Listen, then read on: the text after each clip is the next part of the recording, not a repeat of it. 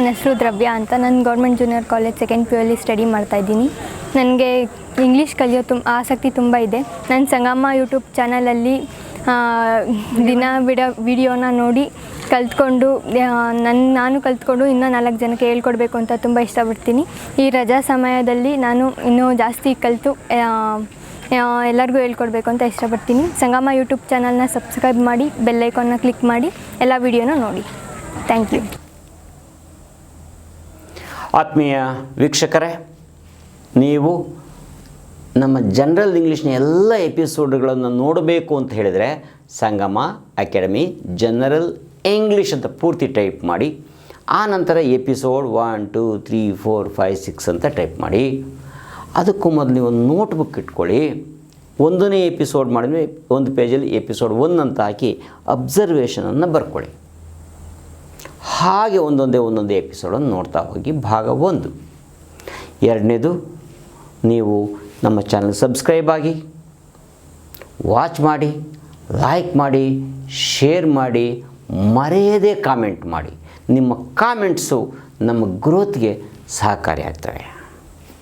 ನಾವು ಇದುವರೆಗೂ so far we studied simple past tense in detail and past continuous also.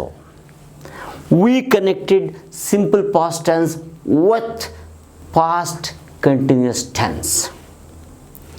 We studied the part of or a part of past perfect tense. ನಾನು ನಿಮಗೆ ಹೇಳಿದ್ದೇನೆ ನೋಡಿ, ಇದು ಕನ್ನಡದಾಗ ಹೇಳ್ತಾ ಇದ್ದೇನೆ. ಹೇಳಿದ್ದೇನೆ ಅನ್ನೋದು ಪ್ರೆಸೆಂಟ್ ಪರ್ಫೆಕ್ಟ್ ಟೆನ್ಸು. ಅದನ್ನು ಇಂಗ್ಲೀಷಲ್ಲಿ ಹೇಳಿದರೆ ನಿಮಗೆ ಪ್ರಯೋಜನ ಆಗಲ್ಲ. ಏನು ಹೇಳಿದ್ದೇನೆ, ಒಂದು ಟೆನ್ಸನ್ನು ಅರ್ಥ ಮಾಡಿಕೊಳ್ಳಬೇಕಾದ್ರೆ 5 points are very, very important. One is we should know how to ask a WH question. Second one, we should know how to answer that question. Thirdly, we should know yes or no question. So far we studied 2 things. One is WH questions, the other one is yes or no questions. What are WH questions? Where had you been yesterday? ನೋಡಿ, ಮೊದಲು wear had you bean ಹಿಂಗೆ ಹೇಳ್ತಾ ಇದ್ದೆ. ಕಲ್ತ್ಕೊಳ್ಳೋವರೆಗೂ ಕಲ್ತ ಮೇಲೆ where do been yesterday? Sir had been to my native place, my home town. ಇದು where had you park the bicycle? Sir had park the bicycle in the compound. Where had you keep the luggage? Sir had kept the luggage in the shelf or on the shelf. Where had you seen him? Sir, I had seen him in a meeting. Where had you taken the bus? Sir, I had taken the bus in Gubi. ಎಲ್ಲಿ ಹತ್ತಿದ್ದೆ? ಇದು question answer structures ಹಾಕಿದ್ದೀನಿ. ನಾವು let's move to past perfect tense. Yes or no questions. ಊರಿಗೆ ಹೋಗಿದ್ದೆಯಾ? Had been ನೋಡಿ, first had ಹಾಕಬೇಕು, ಆಮೇಲೆ subject. Had you been to your home town? Had you been to your home town? Had you been to city? Had you been to office? Had you been to library? Had you been to Bengaluru? Had you been to hospital? Had you been to shop? Had you been to market? Had you been to farm? ನೋಡಿ, ಇದು ಏನು ಬೇಕಾದ್ರೂ ಆಗ್ಬೋದು. Had you bean ಅಂತ ಕಾಮನು, ಮುಂದಕ್ಕೆ place ಹಾಕಬೇಕು. ಈ ಒಂದು ವರ್ಡ್ ಬಿಟ್ಕೊಂಡು 20 ಅಲ್ಲ 30 ಮಾಡಿ ನೆನ್ಪು ಮಾಡ್ಕೊಳ್ಳಿ. Had you been. Yes sir no. ಅವನು ಹೇಳ್ತಾನೆ yes sir, no sir, yes sir, no sir, yes sir, no sir, ಅಷ್ಟು ಬಿಟ್ಟರೆ ಇನ್ನೇನು ಹೇಳಲ್ಲ. ನೋಡಿ, ಇದು ಸ್ಪೋಕನ್ ಇಂಗ್ಲೀಷ್ ಅಂತ ಹೇಳ್ಬಿಡ್ತೀವಿ ನಾವು. ಕ್ವಶನ್ ಪೂರ್ತಿನೇ ಕೇಳಬೇಕು, ಆನ್ಸರ್ ಶಾರ್ಟ್ ಇರ್ತದೆ. Where do been? To city sir, ಅಷ್ಟೇ ಸಾಕು ಸ್ಪೋಕನ್ ಇಂಗ್ಲೀಷಲ್ಲಿ. ಪೂರ್ತಿ ಹೇಳ್ಬೇಕಾದ್ರೆ I had been to city. Where do kept the luggage? Sir I had kept the luggage in the room. In the room ಅಂದರೆ spoken English. Had you been. Next ನೋಡಿ, Ravi morning session ಬಂದಿದ್ದ. Had Ravi come.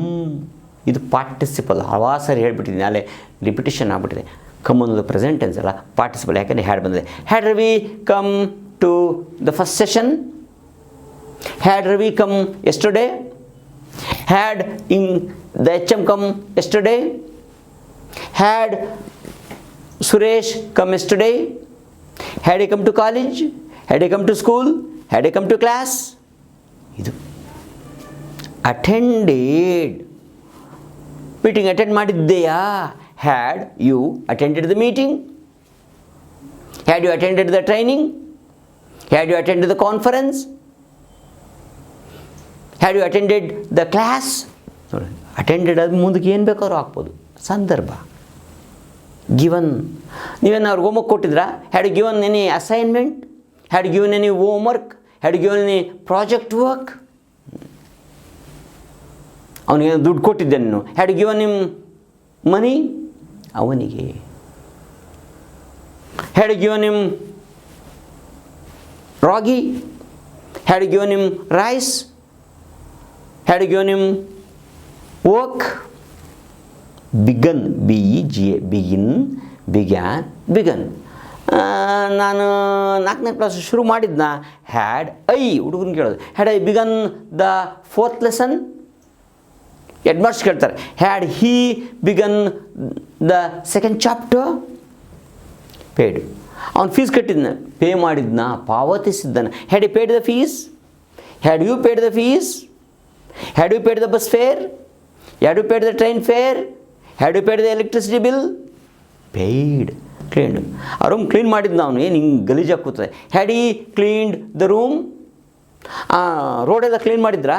Had they, ಒಬ್ಬನೇ ಅಲ್ಲ, ಭಾಳ ಜನ ಇರ್ತಾರೆ. Had they cleaned the road? ಇಡೀ compound. Had they cleaned the compound? 20 ಎಕರೆ ಇರ್ತದೆ, ಅದಕ್ಕೆ ದೇ ಅಂತ ಹಾಕಿದ್ದು. ಸೆಂಟ್. ಅವನು ನೀನು ಕಳಿಸಿದ್ರ ಸಿಟಿಗೆ? Had you sent him to city?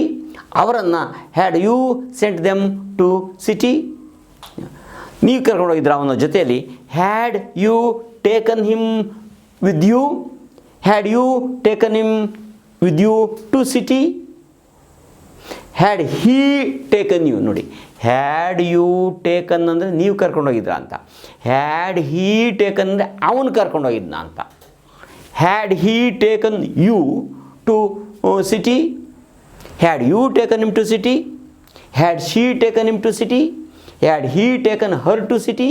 Had he taken them to city? Had he taken class 6 students to city? Had the PT master taken class 8 students to playground? Borrowed. Had you borrowed loan from our bank? Manager ಕೇಳ್ತಾರೆ. Had you borrowed loan from our bank? ಯಾವಾಗ bank loan ತಗೊಂಡಿದ್ರಾ? ಇದೇ first time, ಮೊದಲೇ ತಗೊಂಡಿದ್ರಾ? Had you taken or had you borrowed loan from this bank? No sir, this is the first time. Good. Had you borrowed library books? Yes sir. Did you return them? ವಾಪಸ್ ಕೊಟ್ರಾ? ಅದು yes sir, no question. Yes sir. Applied. Had you applied for job? Had you applied these verbs in your own sentences? Had she applied the ointment? ನೋಡಿ, apply ಅಂದರೆ ಎಷ್ಟು ಅರ್ಥ ಇದೆ? ಒಂದು ಬಳಸುವುದು ಅಂತ, ಇನ್ನೊಂದು ಹಚ್ಚುವುದು. Had you applied the ointment? Reserved. Had you reserved the ticket? Had you reserved the seat? Met. Had you met him? Had she met him? Yeah. Had you met her? Had she met you? ಇದು yes or no questions. ಇದು 3ನೇ concept. Next 4, 5 ಇನ್ನೂ ನೋಡ್ತಲೇ ಇರಬೇಕು. We have to listen again and again with attention. Good listening plays a very, very important. If you listen well, around 80% of the work is over. Listen ಅಂತಂದರೆ ಕೇಳಿಸ್ಕೊಂಡಿದ್ದು ನನ್ನನ್ನು ನೋಡ್ತಾ ಇರಬೇಕು. ನೀವು ಹೇಳ್ತಾ ಇದ್ದರೆ, ಕೇಳಿಸ್ಕೊಳ್ತಾ ಇದ್ದರೆ, ಕಣ್ಮುಚ್ಕೊಂಡು ಕೇಳಿಸ್ತಾ ಇದ್ದರೆ ನನ್ನ ಮುಖ ನಿಮ್ಮ ಮುಂದೆ ಬಂದು ಕುಳಿತಿರಬೇಕು. ಅಷ್ಟರ ಮಟ್ಟಿಗೆ ನಿಮ್ಮ ಕಣ್ಣುಗಳು HD ಕ್ಯಾಮ್ರಾ ಅಂತೀವಿ, ಹೈ ಡೆಫಿನೇಷನ್ ಕ್ಯಾಮ್ರಾ ಥರ ನಿಮ್ಮ ಕಣ್ಣಿರಬೇಕು. ನಿಮ್ಮ ಕಿವಿಗಳು ಪವರ್ಫುಲ್ ಕ್ಯಾಮ್ರಾ ಇಯರ್ಸ್ ಥರ ಅಥವಾ ರೆಕಾರ್ಡರ್ಸ್ ಥರ ಇರಬೇಕು. ಆಗ ಯಾವುದು ಕಷ್ಟ ಆಗಲ್ಲ. Good listening is very very important. ಈಗ ನಾನು ಏನಾಯಿತು, 1 2 3 ಆಯಿತು, ಇನ್ನೂ 2 ಇದೆ. ಯಾವುದು ಅಂತ ಗೊತ್ತಿದೆಯಾ? Yes or no questions negative, ಲಾಸ್ಟಿಂದು ಸ್ಟೇಟ್ಮೆಂಟ್ ನೆಗೆಟಿವ್. ನಿಧಾನಕ್ಕೆ ಬರ್ಕೊಳ್ಳೋದು ಏನೂ ಮಾಡೋಕ್ಕಾಗಲ್ಲ. ನೀವು ನನ್ನ ಎಲ್ಲ ಕ್ಲಾಸಸನ್ನು ಸೀರಿಯಸ್ಸಾಗಿ ವಾಚ್ ಮಾಡ್ತಾಯಿದ್ದೀರಾ, ಕಲಿಯುವ ಪ್ರಯತ್ನ ಮಾಡ್ತಾಯಿದ್ದೀರಾ. ಇದೊಂದು ಹೆಮ್ಮೆಯ ವಿಷಯ, ಸಂತೋಷದ ವಿಷಯ. ಇದರ ಜೊತೆಗೆ ಒಂದು ಪುಸ್ತಕ ಇದೆ, ನಾನೇ ರಚಿಸಿರುವ ಪುಸ್ತಕ.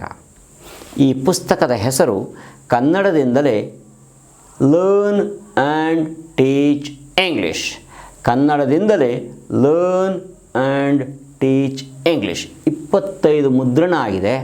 ಇದರ ಆಧಾರದ ಮೇಲೆಯೇ ನಾನು ತರಗತಿಗಳನ್ನು ಮಾಡ್ತಾ ಇರೋದು. ಇದ್ರ ಜೊತೆಗೆ ನಿಮಗೆ ಈ ಪುಸ್ತಕ ಇದ್ದುಬಿಟ್ರೆ ಮತ್ತಷ್ಟು ಸುಲಭ ಆಗ್ತದೆ.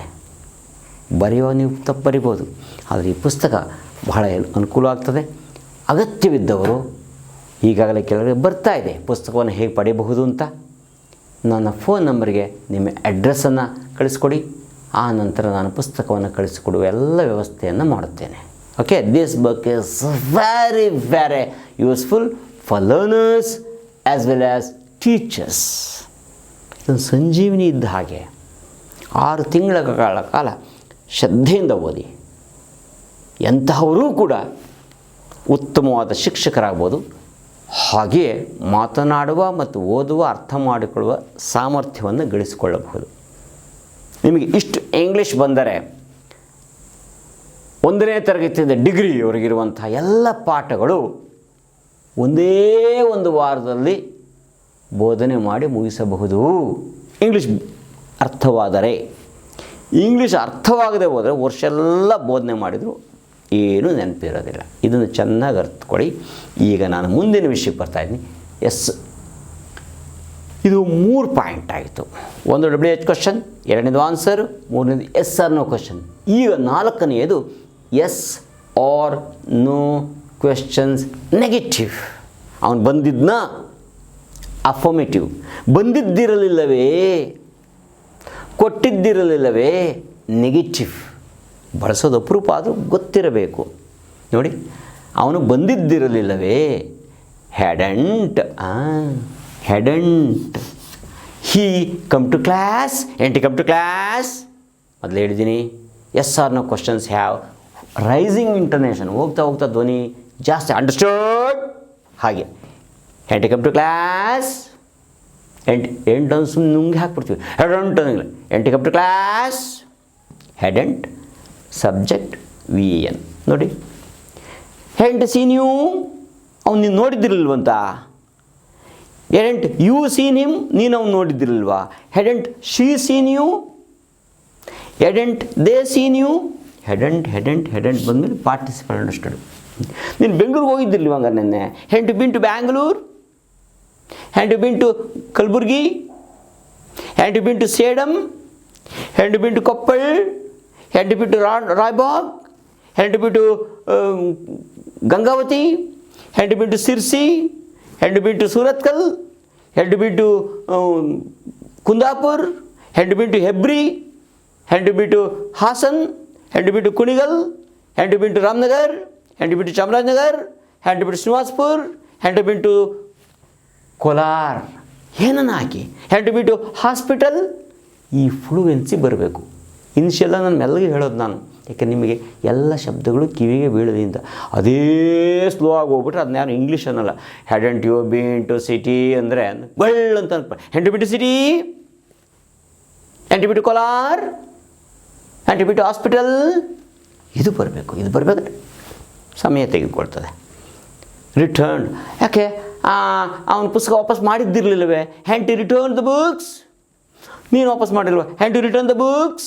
returned. and she returned the books? paid. ಅವನು ಯಾಕೆ ಎಕ್ಸಾಮ್ ಫೀಸ್ ಪೇ ಮಾಡಿಲ್ವ. hadn't you paid the exam fees?